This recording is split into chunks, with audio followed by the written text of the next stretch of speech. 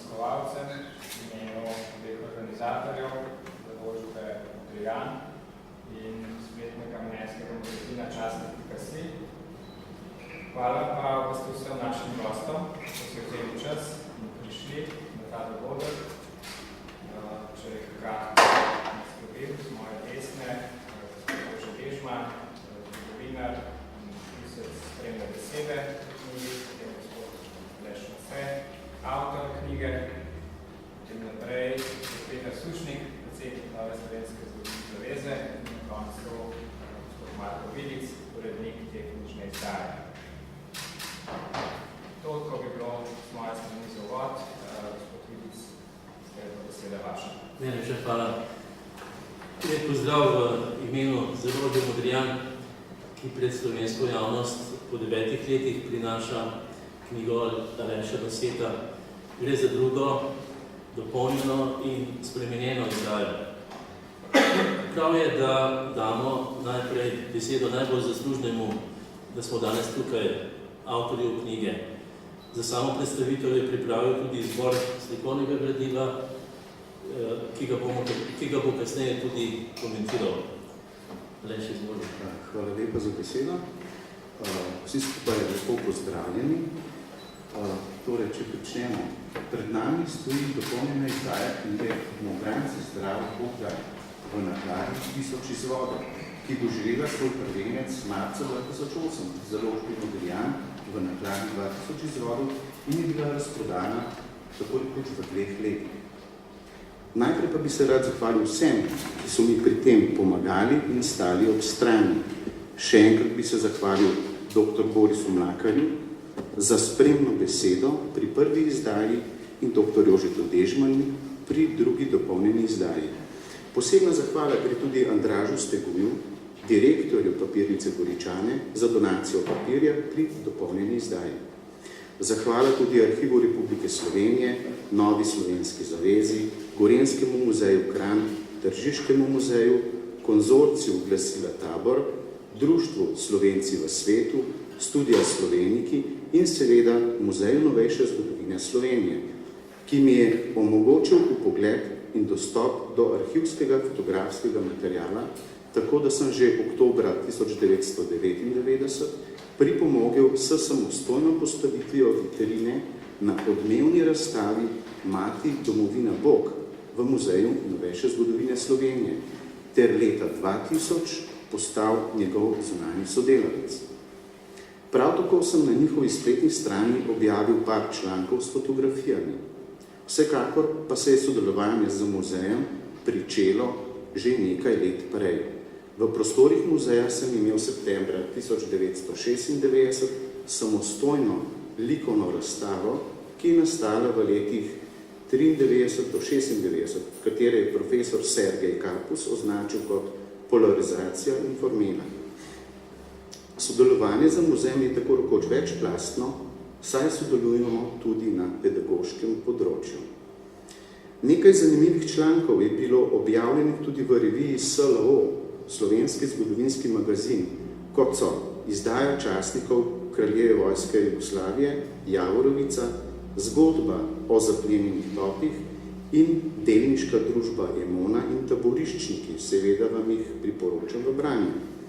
Sama raziskava teme o protikomunističnih enotah na Slovenskem sega še v leto 1994, saj sem kot ljubiteljski zbiralec vojaških oblačil iz II. Svetovne vojne spoznal ogromen manko informacij o tej temi. Nekaj literature je sicer išlo v tujini, vendar zelo pomanjkljiva. V muzeju sem odkril ogromen fond fotografij, s katerimi sem se prikopal do osnovnega vedenja oziroma vizualne podobe pripadnikov teh enot. Ob fotografijah, katere sem v muzeju preslikal na diafilm in so jih z zanimanjem ogledovali, je prišlo strani pokojnega Ivana Korošca do ideje o nastanku omenjene knjige. Rekel sem si, zakaj pa ne. Še vedno pa je zevala praznina, ki jo je bilo potrebno zapolniti z raziskovanjem in odkrivanjem te tematike. Nastopil čas brskanja po dokumentih, v Arhivu Republike Slovenije. Bil sem presenečen nad bogastvom, torej tako rekoč zakladnico dokumentov, ki jih hrani arhiv, čeravno nam je znano, da je bilo veliko arhivskega materijala uničenega v času demokratizacije Slovenije. Pa vendar bi lahko rekel, da je to zlata jama za raziskovalce. Ker pa je bilo seveda potrebno dobljeni material dopolniti tudi še z materialom s terena, sem se enostavno odpravil na teren, tako rekoč od hiše do hiše. Nekaj ljudi mi je svetovalo, kam naj se obrnem. In krog se je pričel koncentrično širiti. Le malo kdaj sem naletel na negativen odziv. Izpoved ljudi, ki sem jih obiskal, so bile presunljive, tragične in dramatične. Neštetokrat sem bil pretresen in šokiran. Spanec popoln doživetih filmov in prizorov, katerih tehnično dovršenih posnetkov z detajli se ne bi sramoval niti Hollywood. Te izpovedi so pripomogle k osebnem vedenju tematike in spoznanju, da so nam v času našega šolanja in bivanja v socialistični državi večji del, kateri se nanaša predvsem na novejšo zgodovino, prodajali buče. Nažalost, na njih še sedaj. Tako je nastala knjiga na podlagi zvedavega Firca, ki ne polemizira ali celo obsoja, temveč predstavlja. Ta trenutek bi tudi izkoristil za iskreno zahvalo vsem družinam in posameznikom, katere sem vseh teh letih raziskovanja obiskal in so mi bodisi pomagali s fotografskim materialom, raznimi informacijami, s katerimi sem dopolnil fotografije iz fototeke muzeja, bodisi z raznimi dokumenti, publikacijami oziroma eksponati. Ob prvi izdaji je bila knjiga pozitivno sprejeta med bralci na vseh stranih. Nekateri so jo pohvalili, drugi pa jih niso kritizirali. Še posebej je bila dobrodošla kot strokovna literatura zbirateljskemu krogu, pa tudi bodočim zgodovinarjem pri njihovih raziskavah, kar je razvidno iz citatov v novejših publikacijah. Kot zanimivost bi lahko omenil, da so se knjige prve izdaje pojavile na Bolšjem sejmu, še preden sem jih sam dobil v roke. In pa, da se je pred pol leta knjiga na spletni strani bolha.com prodajala za celih 100 evrov. V spominu pa mi je ostal stavek prijatelja iz Štajerske, ki je pri pregledu knjige izjavil: a toliko jih je bilo, sem pa mislil, da jih je bilo samo nekaj 10. Iz tega stavka je opaziti okrnjeno, če že ne izmaličeno predstavo protikomunističnih formacij, katero nam je narekovala zmagovita stran. Knjiga torej predstavlja protikomunistične enote na Slovenskem za obdobje 42-45. Njihov nastanek, uniforme, opremo in oborožitev. V njej so razni sklopi fotografij, ki se nanašajo na dotičen dogodek, kot je recimo odkop in pogreb bizoviških in dobrunskih žrtev, pogreb na Orlovem vrhu, Javorovica 16. marec 44, odkop v Jelendolu in pogreb v Hrovači, umik na Koroško in vračanje Kranj 45. Še posebej pa bi rad izpostavil izdajo časnikov Kraljevine Jugoslavije in njihov seznam iz taborišča Gonars, obširen prispevek o Javorovici ter podroben seznam čet slovenskega domobranstva in njihovih poveljnikov ter dodatna identifikacija cirka 200 oseb s fotografij, ki so v knjigi. Med drugimi pričujoča knjiga tudi razbija mit o domobranskih uniformah, češ, da naj bi bile nizozemske oziroma poljske. Je pa dokazano, da so bile nekatere krojene tudi pri nas po nemškem modelu in materialu. Ovržen je tudi mit o pokopu generala Rupnika na podlagi obrazca o njegovem pokopu, ki ga je pri svoji raziskavi odkrila Dragica Krnec. Po prvem izidu knjige sem si kot avtor shranil en izvod, še ne produšno zaprt. Drugi izvod pa sem tako rekoč nosil seboj po terenu in dopolnjeval fotografije s podatki, tako da je leta dobil naziv delovni izvod oziroma krajše DI. V vseh teh letih raziskovanja in zbiranja se je nabralo še precejšnje število dokumentov in dokumentiranega fotografskega materiala, ki bo uporabljen v naslednjih publikacijah in člankih. Najlepša hvala.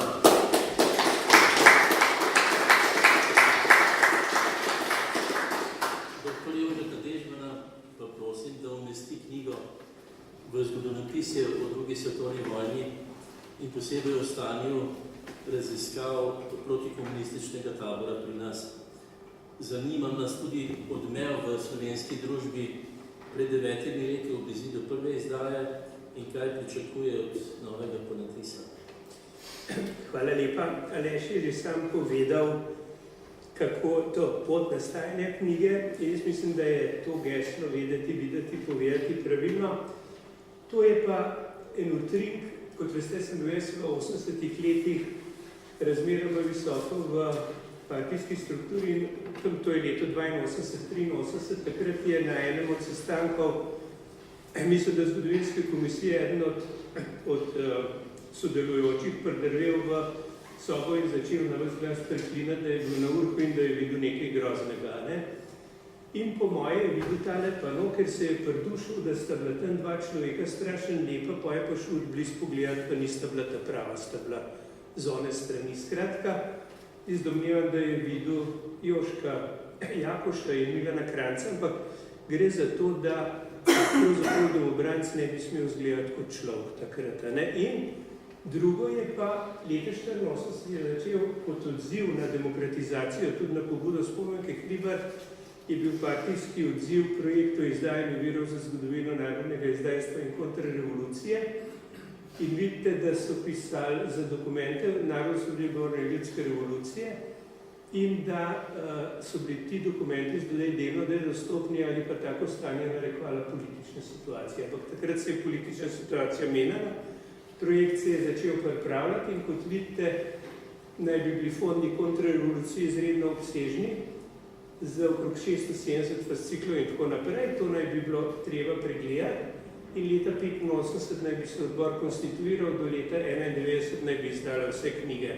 Od vsega je potem v obupu išla samo knjiga kolega Repeta Mimo odprtih vrata, ne se pravi, ki je klasičen političen, jaz bi rekel, politično-policijski produkt gašenja požara. Biber je takrat govoril, vidite, v čem se je začel. Če je Grafenauer v svojem članku v narekovaje dal narodno izdajstvo in v narekovaje dal sodelovanje z okupatorji, je to Biber ocenil kot diverzijo in je rekel, da je temeljni cilj pravzaprav, da bi poskušali prepričati javnost, da niso postreljali domobrancev iz Stalih kar tako, dvomi pa že, da bi v taki klimi lahko prepričali tudi javnost. In zanimiv trink je tale, da ne bo prišla ven samo tale kolaboracija, ampak še kolaboracija na Štajerskem in na Primorskem. In kot vidite, se ti krogi kar vrtijo. Drago Jančar je v zadnji knjigi v tem kratkem utrinku napisal slovensko-slovenski spopad na Štajerskem. To pomeni, da so preprosto teme, ki morajo vrniti. Bom pa tudi pojasnil, zakaj je ta kontekst pomemben. Ampak leta 90 smo mi začeli približno s takim odnosom do domobranstva, se pravi, odkopal je eno kost, vzemo jo, če ne bomo imeli vaše sprave, in še hujši brontozavar tih domobrancev. Se pravi, to je še zmerom nečlovek, ki je lahko samo pod zemljo nekje. Potem je v Kodešiču, to je okrog leta 1994, postavljen spomenik vsem žrtvam in seveda morajo na ukaz odklesati partizanske žrtve. Se pravi, spet smo eni drugačni od drugih, se pravi, ta dvoredna Slovenija. Se pravi, 2008 ta prva izdaja, kot smo rekli, hitro izide.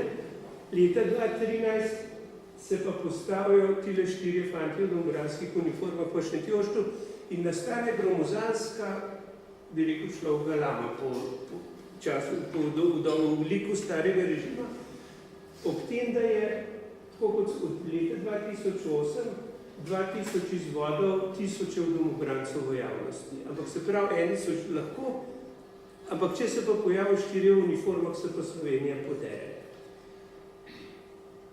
Naslednji tak škandal je bil združitev 2 spominskih plošč v Karlovici, občina Velike Lašče, kjer so skoraj tako župana kot predsednika Pahorja skože dali, da je to nekaj nemogočega, da bi bilo to tako blizu skup.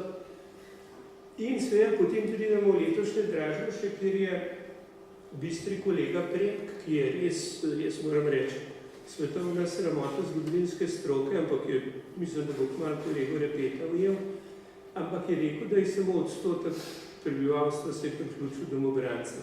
In zdaj, seveda, tukaj pa nastopa nekaj težav. Če je do razpada režima bilo priznanih 46.000 žrtev, jih imamo zdaj 99.829, to pomeni, da je nekaj narobe. 1% od 100.000 je 1000, tukaj pa manjka skoraj 45.000 žrtev je manjka, ob razpadu režima. Drugo je seveda ta partijski apartheid, kjer tudi domobranci so bili samo ena od kategorij, ki ni smela biti vidna. Spet govorimo o videti in vedeti. In to je pomembno, ker tako je bila Slovenija razdeljena na pol, ker tabuiranje mrtvih pomeni zasramovanost tudi za žive. Ampak partizani so v bistvu manjšina. Partizanska vojska je bila glede na uniforme. Večina Slovencev med drugo svetovno vojno bila v okupatorskih uniformah. Se pravi, če je partizanov 100.000 z dobro mero, jih je več samo v nemški vojski in Wehrmannschaftu. To pomeni, da tisti procent spet pade povsem na glavo, ampak pomembno je pa nekaj drugega v zvezi s knjigo gospoda Noseta, tako kot on najde domobranske fotografije, so seveda fotografije zginile v večini Slovencev v nemški vojski, madžarski in v italijanski. To pomeni, da je večina slovenskih vojakov v drugi svetovni vojni zginila, je bila nevidna. In drugo je, če so partizanske izgube na nekaj pod 30.000 je padlih in umorjenih Slovencev v okupatorskih vojskah in protikomunističnih enotah več kot 30.000. Se pravi, kolega Nose je odprl resno obzorno fenomena, da ga lahko vidimo, ki ima največjo statistično maso, pravzaprav zamolčana vojska je največja količina, se pravi, največ spet v zgodovini nismo smeli videti. Jaz sem zanj za eno predavanje povprašal pri kolegih na jugu in trenutno je stanje umorjenih v Jugoslaviji po drugi svetovni vojni okrog 310.000. To se bliža podatkom ruskega raziskovalca Sokolova, ki je govoril o 330.000. In kot Slovenci tukaj bi mogli biti več kot 15.000, nas upravičujem. Ampak se pravi, zdaj pa izgube nemškega okupatorja v Jugoslaviji do avgusta 1944, ko v Jugoslavijo pride rdeča armada, nemškega italijanske pa so pa 30.000. Se pravi, jugoslavijski partizani pobijajo 10-krat več neoboroženih ljudi po vojni kot okupatorskih vojakov med vojno. To je ta Premkova matematika, če se jo že hočemo resno iti. In seveda nemške izgube v drugi vojni po oceni te zveze za vojni grobov so okrog 114.000, ampak samo 73.000 znanih, 40.000 neznanih. Če pa pogledamo pregled grobov, se nam pa pokaže med vojno pade manj kot 50.000 Nemcev, po vojni pa verjetno tistih 60-70.000. In to v Sloveniji vidite, da so izgube do leta 1944 so pravzaprav malenkostne.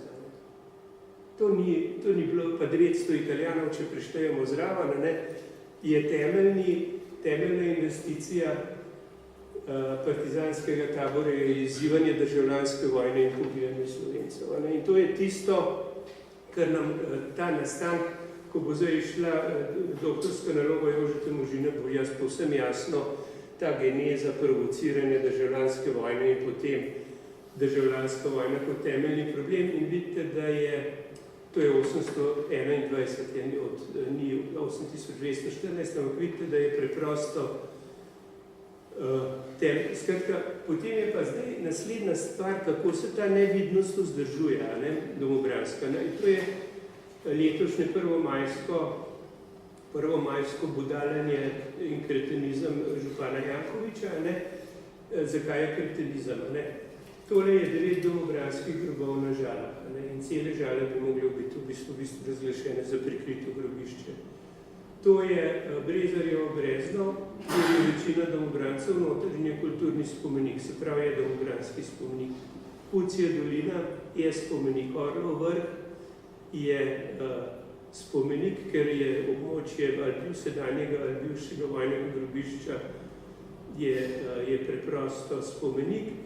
In tukaj je pa en pojav, Mir s teboj, to je spomenik v Zavodu svetega Stanislava, postavljen vsem žrtvam, ki so trpeli v tistih prostorih in seveda je tukaj največ domobrancev. In je to tudi spomenik domobrancem, ki pa zagovarjajo eno povsem novo kulturo odpuščanja, sožitja in sočutja do žrtev.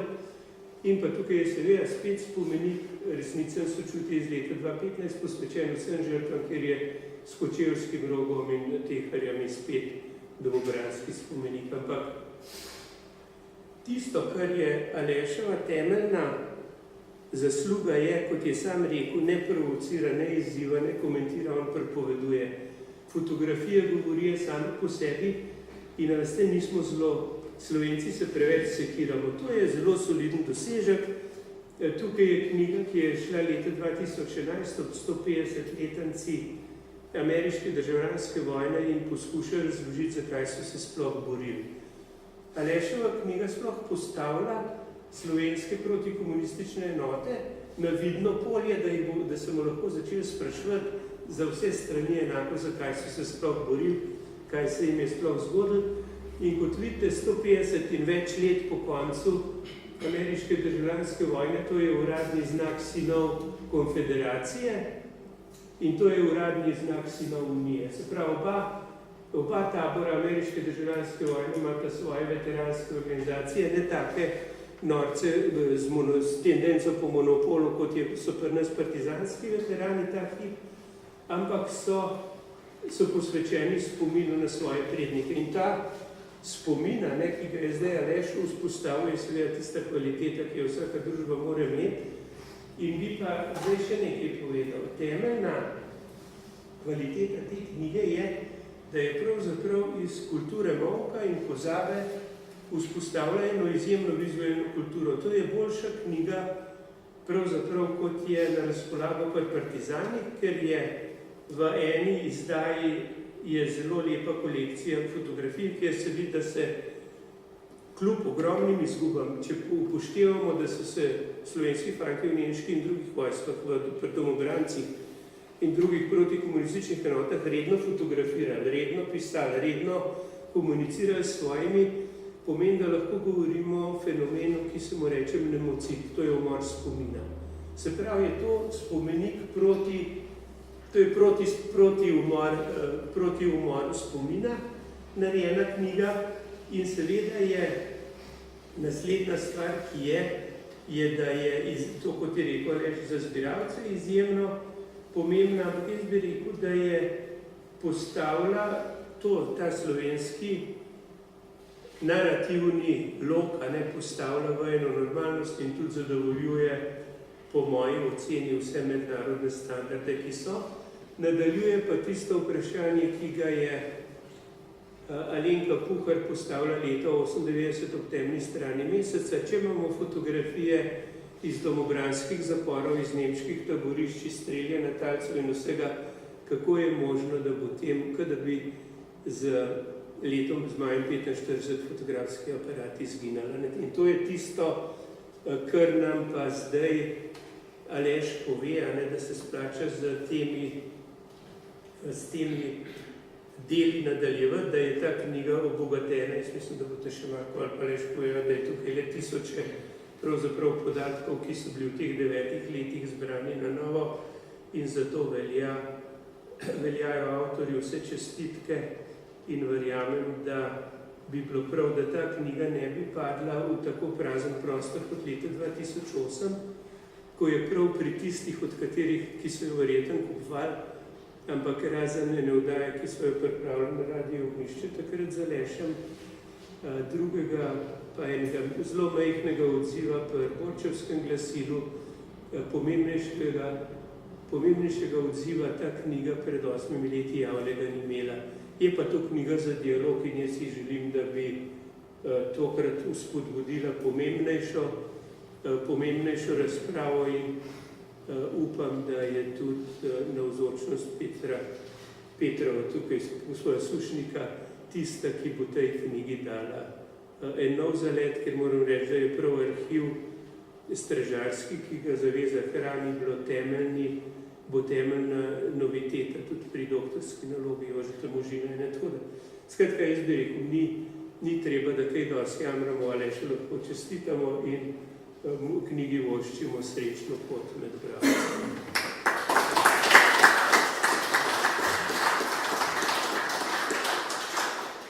Kot že rečeno, kolega Dežman je že v bistvu izval gospoda Petra Sušnika, predsednika Nove slovenske zaveze, da še spregovori v pričakovanju društva ob tej novi izdaji, mogoče tudi o kakšnih odmevih, ki nam niso znani po prvi izdaji. Prosim. Ja, hvala lepa.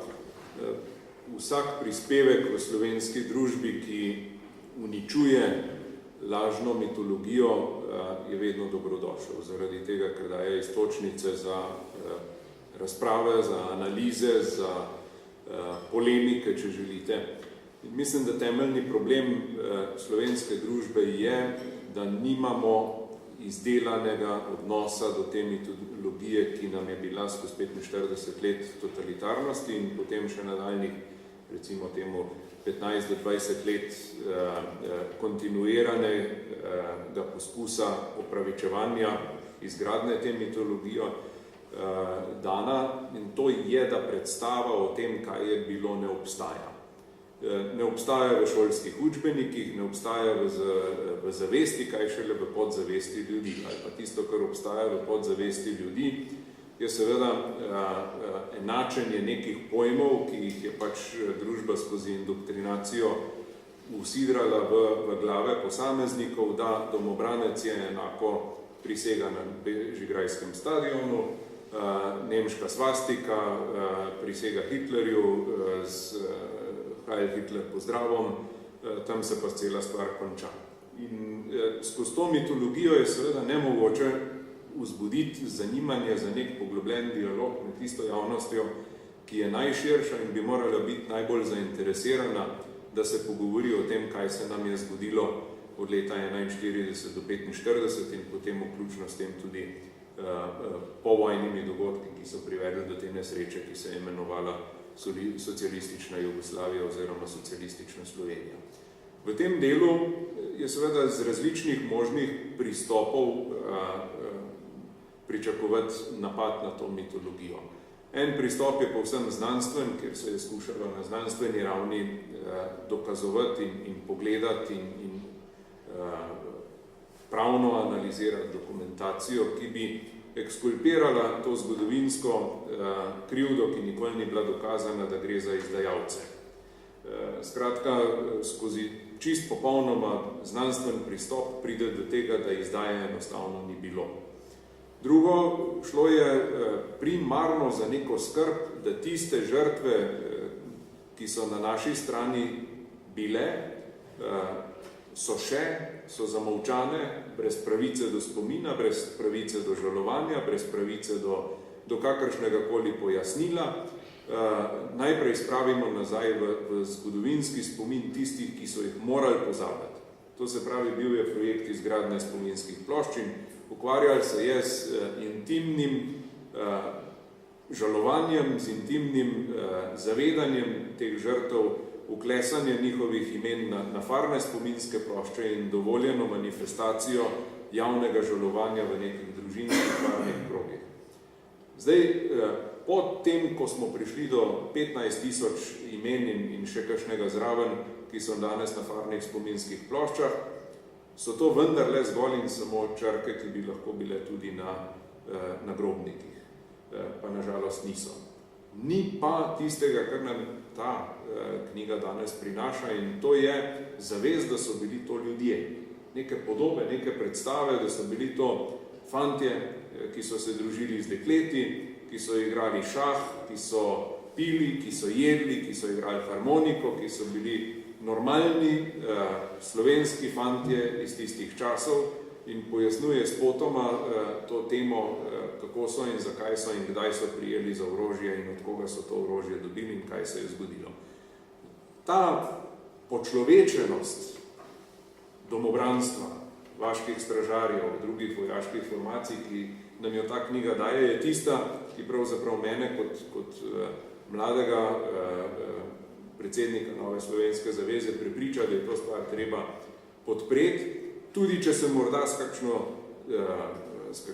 fusnoto, z znanstvenim pristopom v celoti ne strinjamo, je vendarle tisto, kar nam ta knjiga daje zavest. To so bili naši fantje, morda koga še prepoznamo, morda je kje še v zgodovinskem arhivu možno poiskati še dodatno, in zato sem tudi vesel pobude in obrazložitve gospoda Noseta.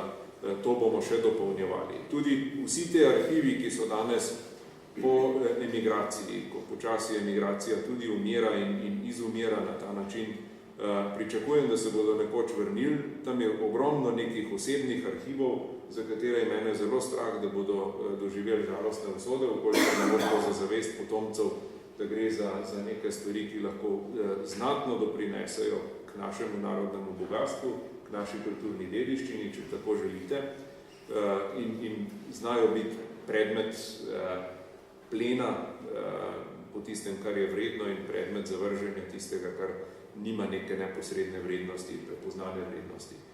Tako da, kar zadeva društvo Nova slovenska zaveza, kot tisto društvo, ki nekako je edino še ostalo kot pravna oseba, ki združuje nekdanje domobrance, nekdanje vaške stražarje, in danes želi to zavest, da je potrebno se pogovoriti o razlogih za protikomunistično oborožitev. Spodbuja pri tej knjigi je, daje nam gradivo, s katerim se lahko to domobranstvo predstavljamo na drugačen način od tistega, ki ga je mitologija dala. S tem je pravzaprav smrtni udarec mitologiji, ker mitologija ne more obstajati, ko so enkrat stvari dokazane in so dejstva. In ta mitologija mora čim prej na smetišče zgodovine, zato da se bomo lahko začeli o spravi sploh pogovarjati. Dokler živimo v mitoloških prepričanjih, sprave ne bo, ker se enostavno ne dopušča nobena stran vzeti tisto, kar pravzaprav verjame, hkrati pa nima za tisto, kar verjame, nobenega neizpodbitnega dokaza, nobenega materialnega dokaza, nobene materialne podlage, ampak je enostavno to tako, ker je od nekdaj tako bilo. Morda kakšen posnetek zbuja tudi potrebo potem, da se o tem, kar je vsebina, pogovorimo, da tudi sami revidiramo stvari, za katere morda zmotno mislimo, da so take, kot si jih predstavljamo. To je prav. To ni tako zgodovinska monografija, ki se trudi kot znanstveno delo dokazovati neke stvari, daje nam po človeški plati material, s katerim lahko tudi današnje otroke poučimo o enem delu njihove zgodovine, ki je še kako relevantna tudi v današnjih časih. Zato seveda gospodu Nosetu čestitke za trud, čestitke za uspeh in tudi dobre želje potem, da bi se to delo nadaljevalo.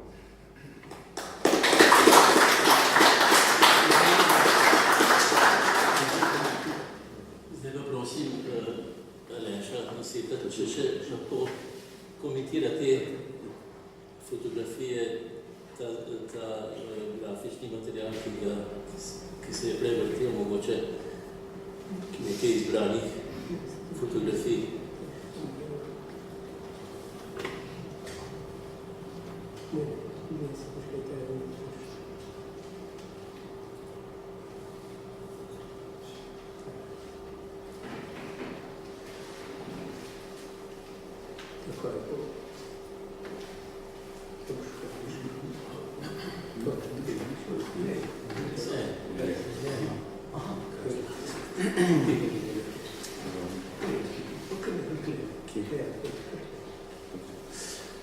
Skratka, uvodni del predstavlja knjigo iz leta 2008 in na desni strani novejšo izdajo te knjige.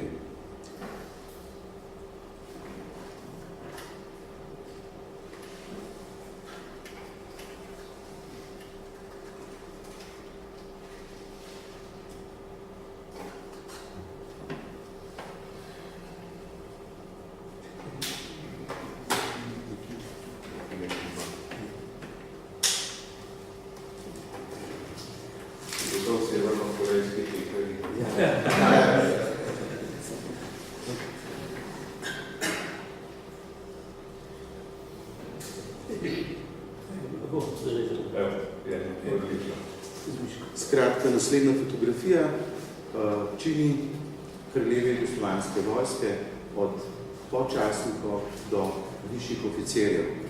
Na desni strani pa so barve rodu vojske.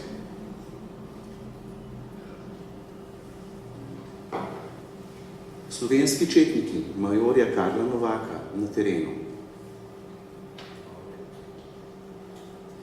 Torej, v njihovem taborišču na terenu vidimo v ozadju tudi razpelo.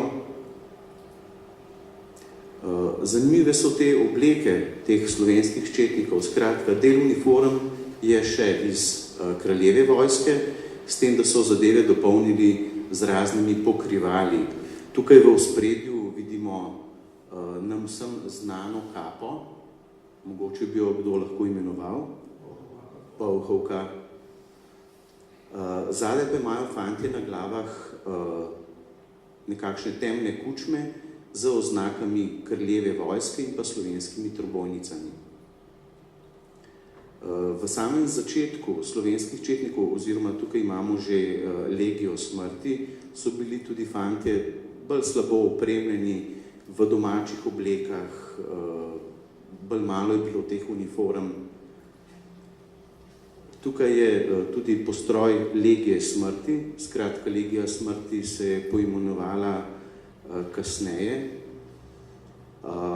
Njihov osnovni znak na kapah je bila mrtvaška glava. To za nas deluje strašljivo. Mogoče pa je to za njihov del, kako bi rekel, kot nek pogum. Mi se smrti ne bojimo, zato nosimo tako oznako. Že prej omenjena oseba, Jakoš, seveda prej je bil na fotografiji v civilni obleki, tukaj pa je v krasni uniformi kraljeve jugoslovanske vojske. Fotografija je res fenomenalna. Še en pripadnik kraljeve jugoslovanske vojske oziroma slovenskih četnikov. Torej vidimo na kapi grb kraljevine Jugoslavije, njihovo pokrivalo, kakor ste opazili, so šajkače, kape, ki so tako rekoč po prvi svetovni vojni oziroma še prej bile ponarodele v Srbiji. Zgodba o teh kapah je malo daljša, pa ne bomo sedaj o tem. Uniformo pa ima kar italijansko. Na tej fotografiji mogoče boste prepoznali osebo, to je Ivan Korošec. On je bil tudi član prvih odredov kraljeve jugoslovanske vojske oziroma štajerskega, tako imenovanega štajerskega bataljona. In pozneje je bil tudi kot domobranec na Svetem Urhu in še kasneje v Rupnikovem bataljonu, častnik. Fanta iz Svetega Urha, torej lahko sta vaška stražarja ali legionarja, torej njihovo pokrivalo, kratka kučma z mrtvaško glavo in pa na rokavih bel trak, tako da so se lahko prepoznali, če bi se slučajno srečali nekje, ne? Malo heca mora biti. Torej, to je postojanka Grčarice, ki je bila razrušena po partizanskem napadu. Tudi naslednja fotografija predstavlja to postojanko. Sedaj pa sledi pravzaprav fotografija tega zanimivega dokumenta, ki sem ga pred leti pridobil pri nekemu prodajalcu knjig. Ponudil mi jo je in je rekel, mogoče te pa tole zanima. Seveda, nisem kaj dolg časa razmišljal, takoj sem vprašal, koliko pa želite za to in po domače rečeno odkartal. In tako pridobil krasen dokument, v katerem je zabeleženo 511 častnikov Kraljevine Jugoslavije, ki so jih Italijani internirali leta 1942, torej marca, zaradi tega, ker niso želeli v partizanske vrste. Partizani pa so se jih hoteli nekako znebiti in so preko pošte poslali vabilo na dopisnici. Takrat in takrat se zglasite, pač da grejo v partizane. Seveda na to se ni nihče odzval. Odzvali pa so se Italijani, kajti to so nekako prebrali in so rekli, ta in ta, te vabijo v partizane, te moramo odpeljati v Gonarc. In so se partici oziroma partizani nekako na nek prefrigan način znebili svojih nasprotnikov. Torej, to je notranjost tega seznama. Sledijo čini oziroma položajne oznake vaških stražarjev ali tako imenovane milicija volontarija antikomunista. Pripadniki vaške straže na začetku vidimo, da imajo pretežno oblečene civilne obleke, mogoče kakšne vetrovke. Ena lepših fotografij pa je tale, ki predstavlja vaškega stražarja, mladega, lepega fanta z baretko. Baretka je bila tudi simbol oziroma po njih so se prepoznali vaški stražarji. Zanimivo pa je, da ima na kapi simbol meček s ščitom, pod njim pa rožo, planiko.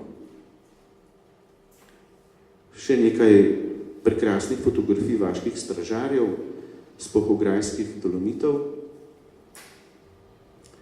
Torej, pri tem podčastniku vaške straže vidimo, da ima na kapi znak legije smrti, torej mrtvaško glavo.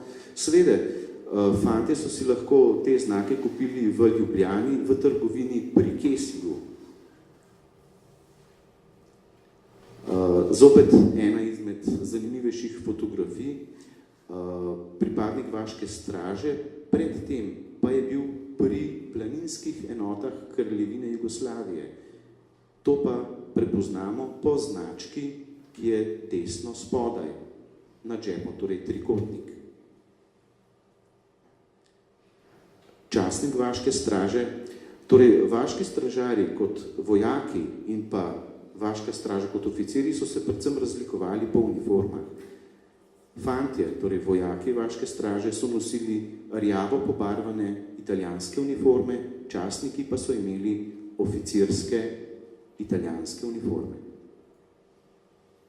Skupina vaških stražarjev iz Notranjih Goric.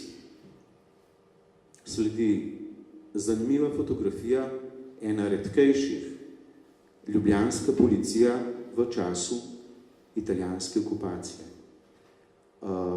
Kot eksponati, recimo kape ali pa obleke, to je zelo, zelo redka zadeva. Torjaški grad ob napadu partizanskih sil, ujetniki iz Torjaškega gradu, med njimi je bil tudi znani doktor, mogoče veste ime za tega doktorja? Ja, doktor Kožuh, tako. Kako?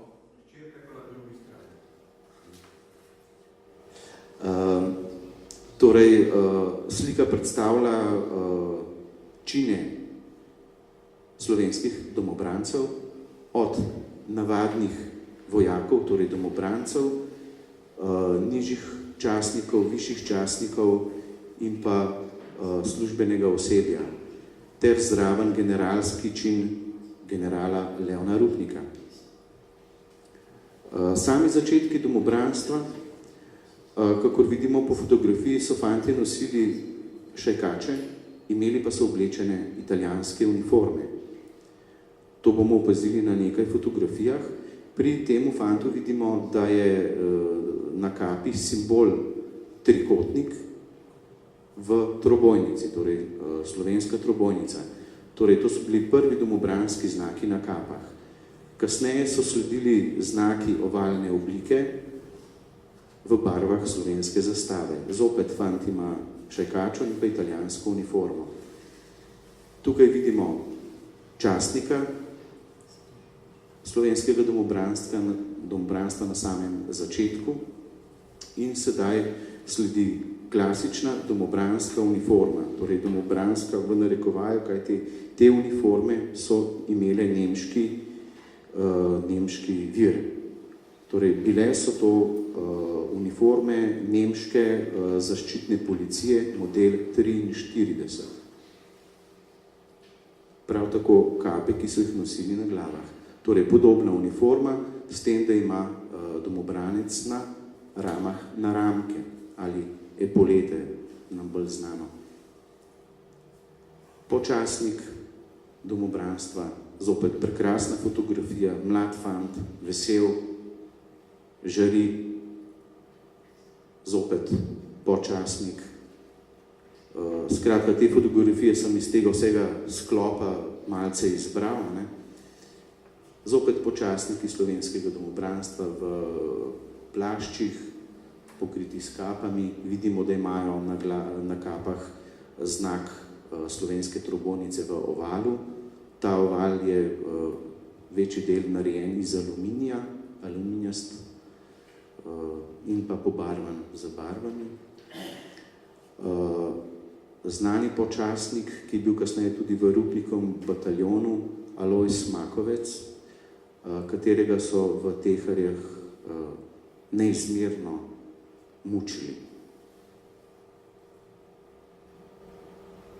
Domobranca, pripadnika veze, torej to lahko ugotovimo po simbolu na ovratniku, torej vezist. Skupina fantov, veselih, igrajo na harmoniko, torej po razlagi vidimo, da so to v začetnih uniformah, v italijanskih uniformah, nad prsnim žepom imajo zašite slovenske trobojnice, kajti takrat še niso nosili znaka domobranstva, torej kranjskega orla. Torej, naslednja slika prikazuje fante v teh nemških policijskih uniformah, ki niso nizozemske ali celo poljske, kakor nekateri mislijo oziroma povejo na terenu. Zakaj, bom razložil kasneje.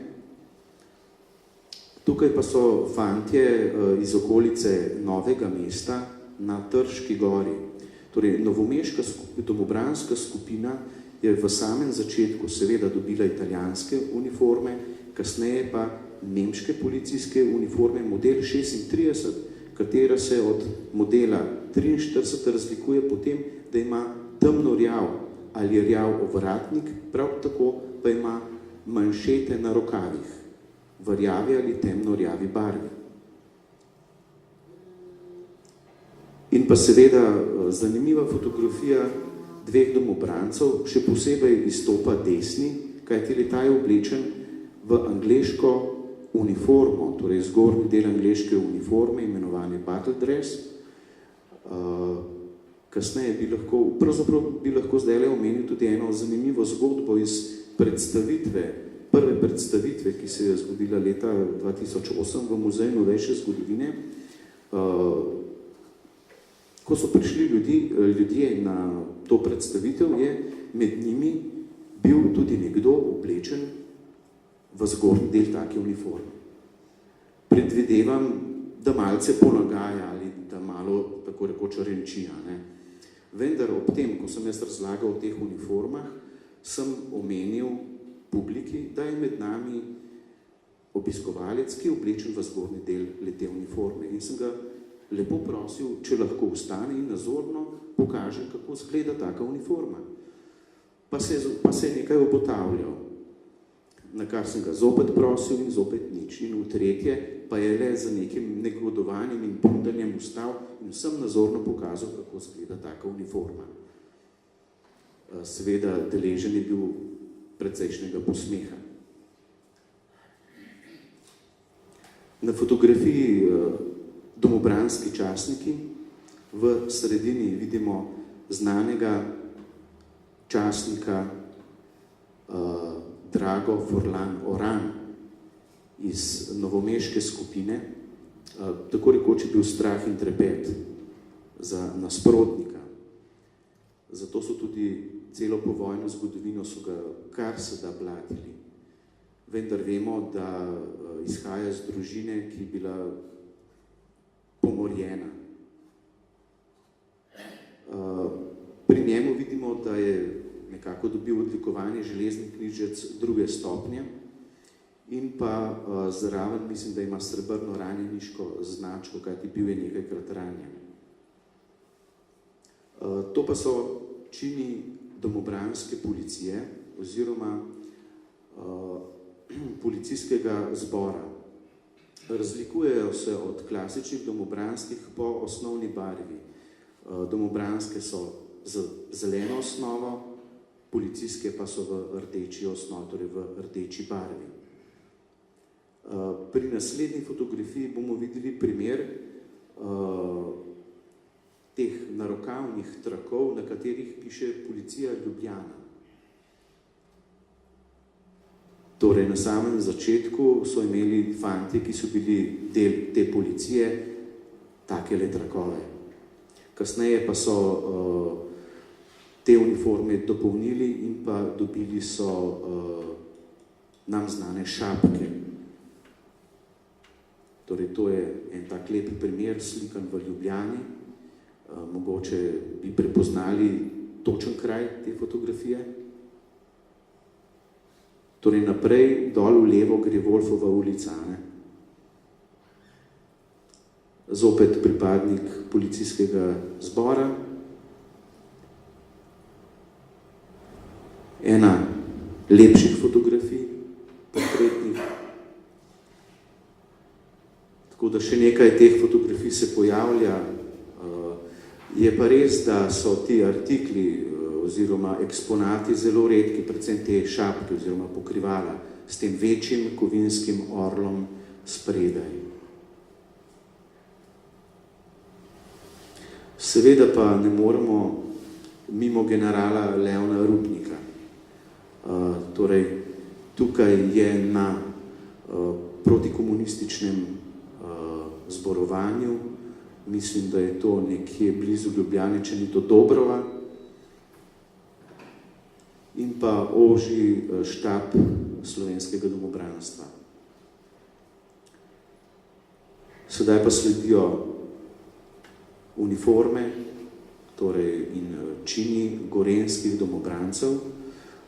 Te uniforme so se seveda razlikovale od slovenskega domobranstva, če ne drugače že po sami barvi, saj so bile sivkaste barve, sama njihova osnova, torej izvirale pa so iz nemške SD policije.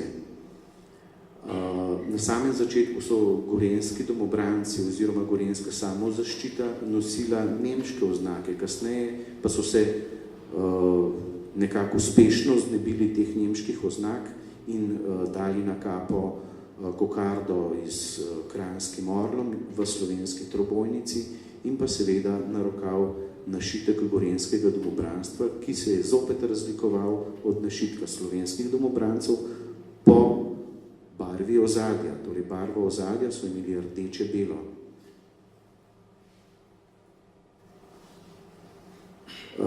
General Leon Rupnik na obisku v Polhem Gradcu ob slovesnosti protikomunističnega zborovanja.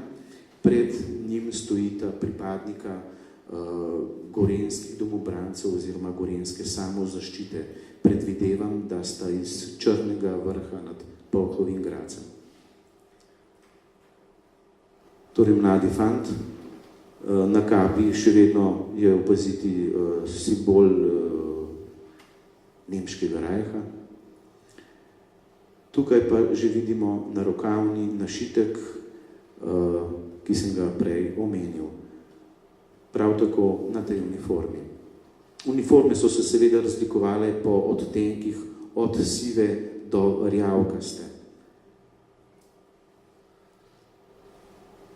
Torej, pripadniki gorenjskega domobranstva iz Škofje Loke, torej postojanka Škofja Loka,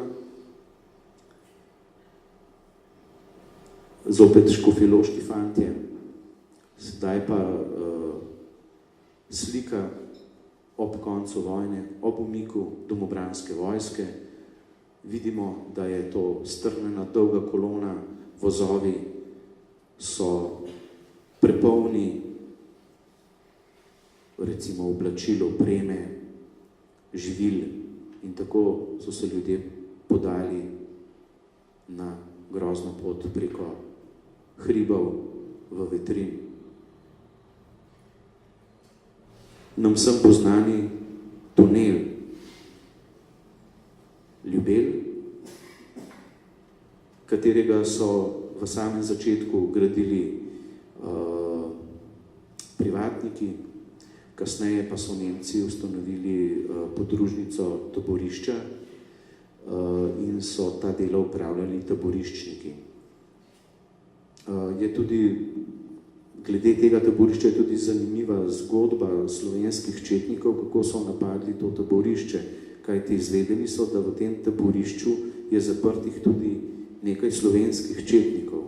Medtem, ko so oni napadali taborišče, je prišlo do nekih pregovarjanj in so Nemci postrojili taboriščnike in so rekli, kjer je pač slovenski četnik, naj izstopi ven.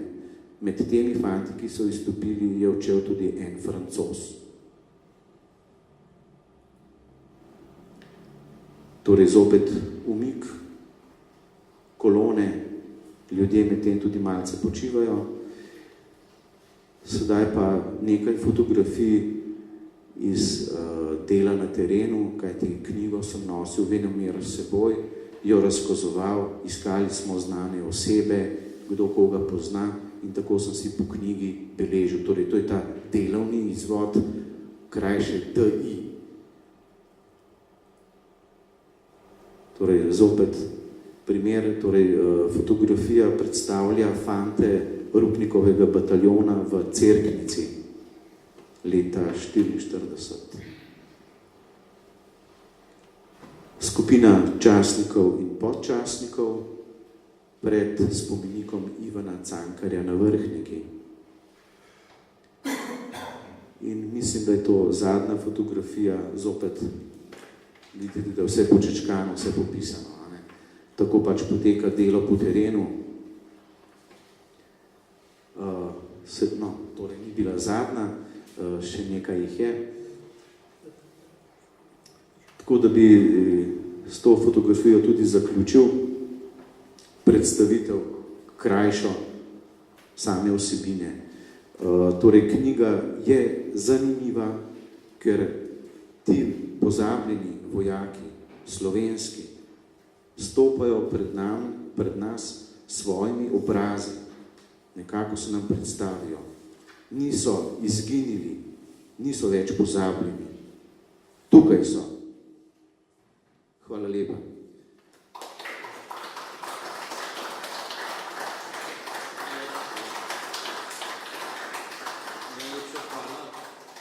Zdaj ste pa na vrsti vi, obiskovalci, če imate kakšno vprašanje, smo vam na voljo. Prosim.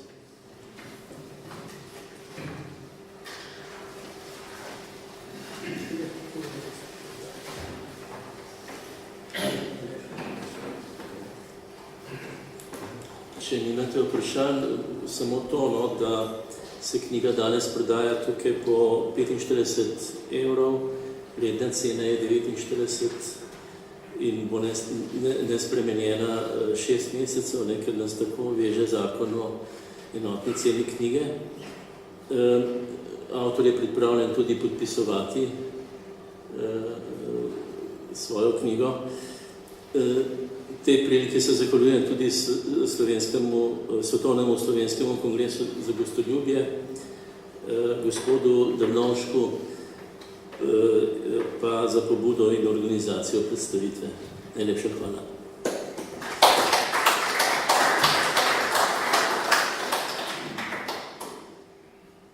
Prosim. Jaz bi imel vprašanje. Če je kje kakšen seznam, koliko je štel Rupnikov bataljon? Ja. Je. Torej, četa domobranska je štela približno 160 fantov, bataljon pa je imel v osnovi 4 čete, 3 pehotne in pa 1 težko četo. Kasneje pa je bilo, torej leta 1945 je bila pridodana še 4. četa iz Borovnice, ki je bila nastanjena v Martinjaku pri Cerknici. Torej 650 in kasneje več. Ne?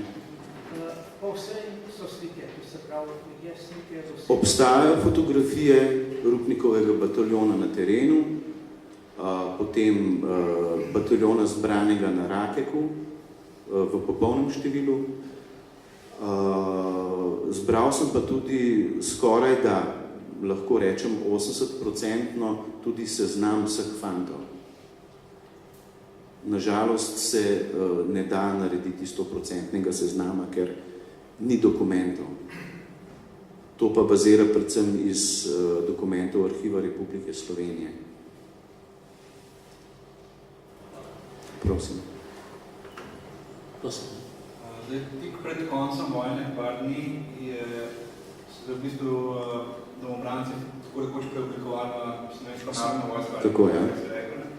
In me zanima, a se to manifestiralo še kako drugače, kot samo z nekim sklepom, a so, ne vem, so kakšne fotografije okrog tega ali pa uniforma verjetni tokrat? Ja, kako bi rekel...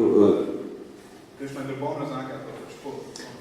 Ne, torej fantje, torej slovensko domobranstvo se je preimenovalo v Slovensko narodno vojsko v sklopu kraljeve jugoslovanske vojske v domovini. Pod tem imenom so tudi odšli na Koroško. Niso imeli posebnih uniform, nekaj fantov si je dalo na glavo šejkačo in pa spredaj so dali grb kraljevine Jugoslavije. Obstaja nekaj fotografij, katere so tudi v knjigi. Prosim.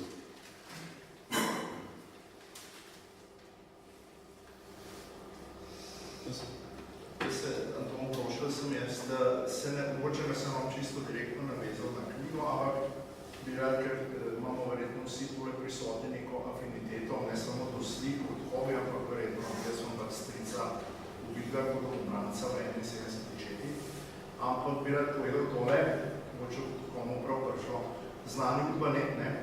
Jaz nisem vedel, da je moj stric zaveden v seznamu Urbaneta noter, ne?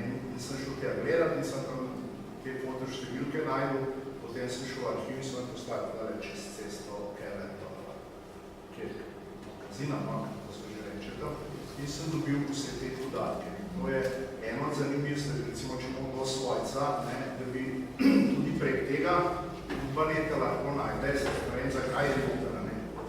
Je malo nenavadno, ker to, ne vem, kdaj je ta Urbanet nastal, kdo je to tipkal noter, ampak kaj pokojni oziroma ubiti ljudje tam delajo v teh seznamih.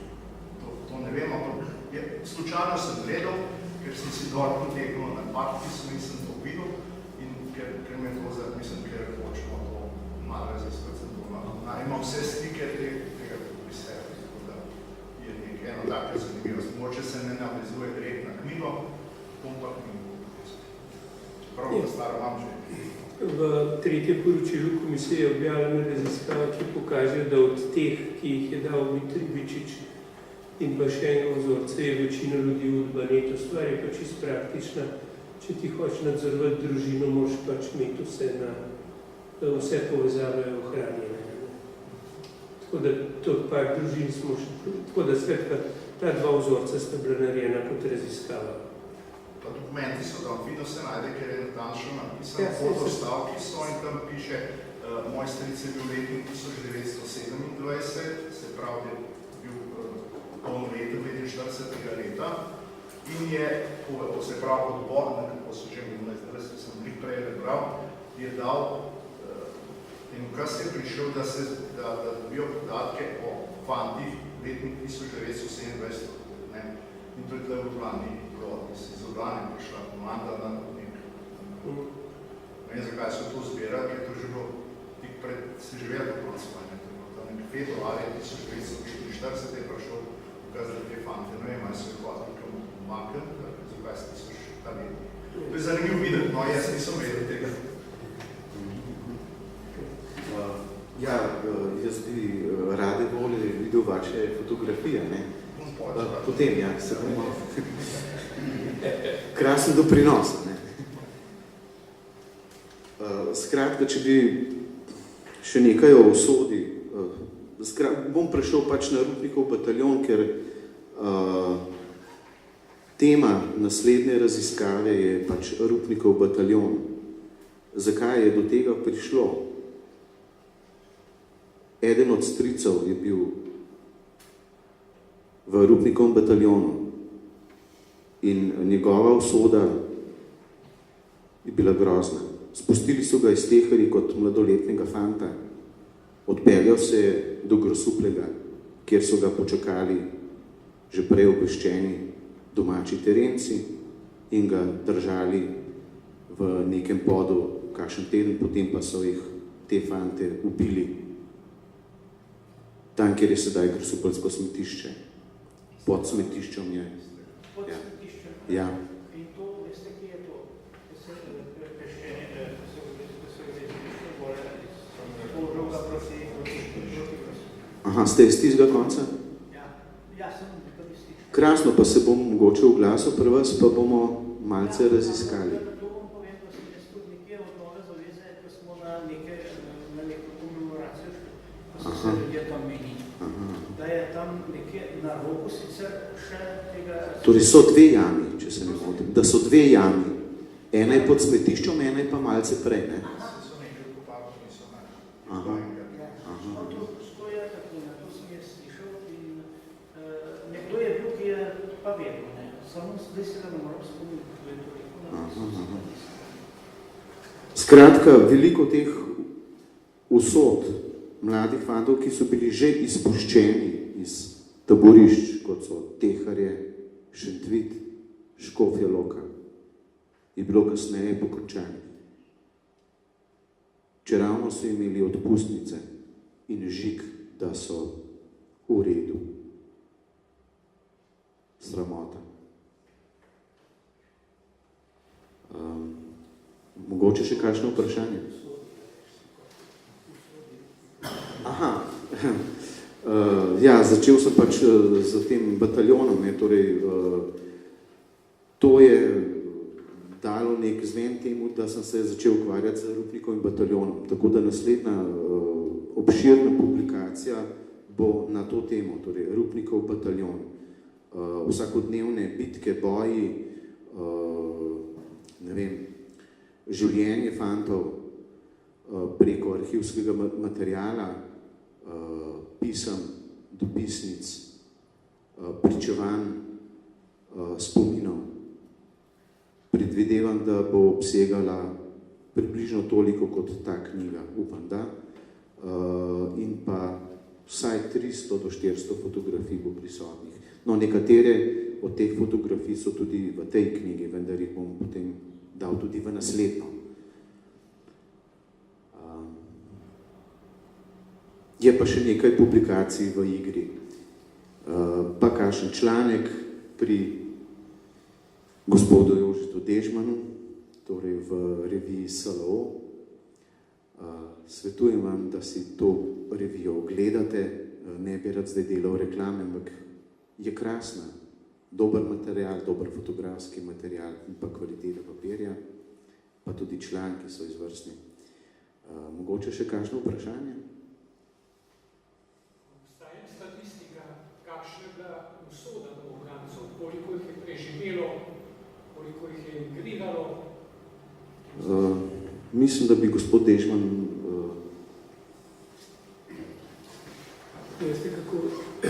statistično, če je okrog 20.000 ocena po let 44 in 13.500 po vojni ubitih.